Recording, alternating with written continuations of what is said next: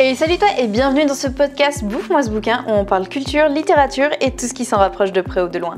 Si tu veux soutenir le podcast, ça se passe sur ma page Tipeee ou Utip et laisse-moi remercier Lady Muse et Olivier qui sponsorisent l'épisode d'aujourd'hui grâce à leurs dons. Aujourd'hui, on va de nouveau s'intéresser à une auteure tueuse, mais cette fois, celle-ci écrit vraiment des polars et pompon sur la Garonne, elle a même reconnu que son passé de tueuse lui inspirait ses romans.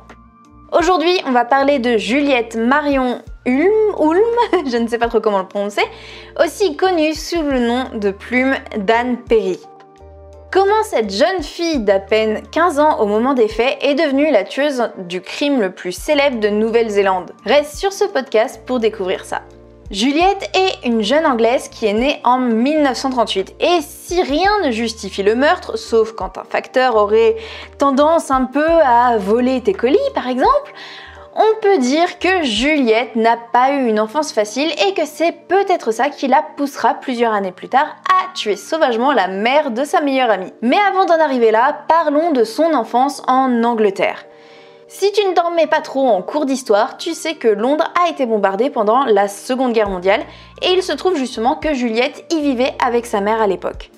Bon, déjà c'est assez traumatisant de survivre à la guerre, mais ce qu'il faut savoir c'est que la mère de Juliette, guerre ou pas guerre, c'est pas la mère de l'année. Et je pense que dans tous les cas, elle aurait tout de même réussi à bien foutre en l'air sa gamine. La mère de Juliette, elle s'en tamponne un peu le coquillage de son rôle de maman, au point où un jour, alors qu'elle se trouve dans la rue avec la petite fille, des bombes viennent à pleuvoir sur Londres et le réflexe de la mère, c'est de courir se cacher, abandonnant totalement sa gamine. Alors, je ne sais pas exactement quel âge en fait avait Juliette à l'époque, mais elle est née en 1938. Et si je ne dis pas de conneries, il me semble, n'hésite pas à me dire si j'ai tort, mais il me semble que Londres a été bombardée entre 40 et 41.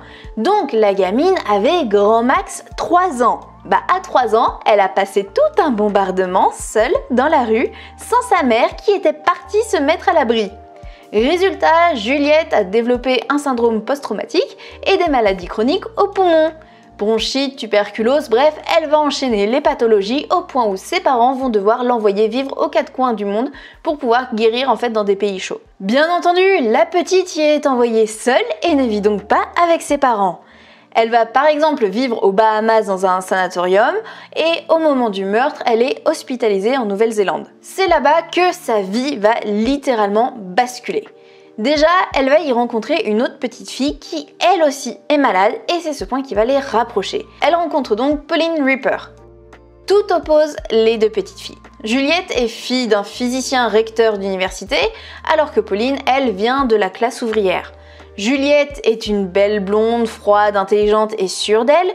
Pauline est une petite brune à l'air triste et renfermée. Mais comme je te disais, les deux filles sont très malades et c'est ce qui les rapproche. Elles fantasment en fait toutes les deux sur leur maladie et à leurs yeux ça les rend uniques. Elles créent carrément en fait un monde imaginaire où elles y fuient ensemble la réalité. La relation entre les deux filles est tellement fusionnelle que leurs proches soupçonnent une relation amoureuse. Et à l'époque, en 1954, c'est pas vraiment quelque chose qu'on accepte facilement. On pense en effet qu'il devait quand même y avoir quelque chose entre les deux, parce qu'on a retrouvé en fait le journal intime de Pauline et ce qu'elle y raconte est assez spécial. En gros, Pauline aurait eu un petit copain avec qui elle a perdu la virginité d'ailleurs, donc c'était assez sérieux. Eh bien, elle raconte dans son journal qu'elle a toujours caché l'existence du petit copain à Juliette parce qu'elle avait peur de sa réaction. D'ailleurs, elle larguera le dit garçon le jour de l'anniversaire de Juliette, un peu comme si c'était un cadeau qu'elle lui faisait. Ouais, c'est un petit peu malsain. Le jour où tout bascule, c'est celui où Juliette va retrouver sa mère au lit avec un autre homme. Et là, tout s'enchaîne. Ses parents divorcent, son père est licencié de son emploi et il décide donc de repartir à Londres. Bien sûr, ils ne veulent pas emmener avec Juliette, ils ne le faisaient pas avant, donc pourquoi se mettre à le faire maintenant? Ils décident donc de l'envoyer vivre chez une tante en Afrique du Sud. Sur le papier, Juliette, elle s'en fout. Elle n'est pas vexée d'être encore envoyée loin de ses parents, mais par contre, elle refuse d'être séparée de Pauline. Alors, les deux filles décident que Pauline partira avec elle. Sauf que voilà, en 1954, les filles ont 15 ans et c'est aux parents de décider. Bien entendu, la mère de Pauline n'est pas totalement tarée et elle refuse catégoriquement d'envoyer sa gamine vivre dans un pays étranger sans elle. Bah dommage pour elle parce que la seule solution que trouveront Pauline et Juliette, c'est de buter maman. Laisse-moi donc te raconter le déroulé des faits. Parce que ça fait un petit peu froid dans le dos, crois-moi. Déjà, il va leur falloir uniquement 3 jours pour élaborer leur plan. 3 jours pendant lesquels les deux ados, qui étaient habituellement assez froides et méchantes avec leurs parents, la crise d'ado quoi, vont être adorables, voire joyeuses, au point même où les parents vont trouver ça louche. Durant ces 3 jours, elles vont être inséparables et vont passer toutes les nuits à faire des soirées pyjama durant lesquelles elles discuteront des détails du meurtre à venir. Elles vont aller au ciné, on pense même en fait qu'elles auraient enfin eu des relations sexuelles durant ces nuits. Mais là, je pense que c'est un petit peu de l'ordre du fantasme. Les gens ont envie de rendre ça encore plus glauque que ça ne l'est et ont absolument envie de voir en elles des amantes psychopathes. Dans son journal, en tout cas, Pauline dira qu'elle se sent comme la veille de Noël. Bref, tout va bien dans le meilleur des mondes.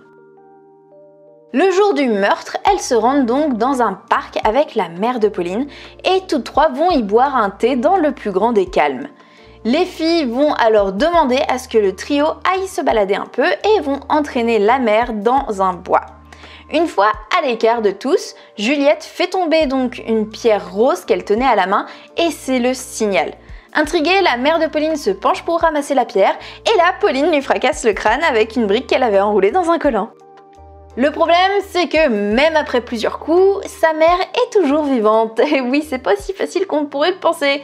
Et Pauline n'a plus le courage, si on peut appeler ça comme ça, de continuer. Donc c'est Juliette qui prend le relais et l'achève. Là, les filles reviennent dans le salon de thé, les vêtements couverts de sang, et affirment que la mère de Pauline a fait une chute et s'est cognée la tête. Ouais, elles ont vraiment sorti ça. Bon, autant te dire que les flics sont venus, qu'ils ont vu tout le sang, le massacre et la brique, et ils ont vite capté que c'était un meurtre. En 2-3 secondes, l'affaire était pliée et on a arrêté les gamines.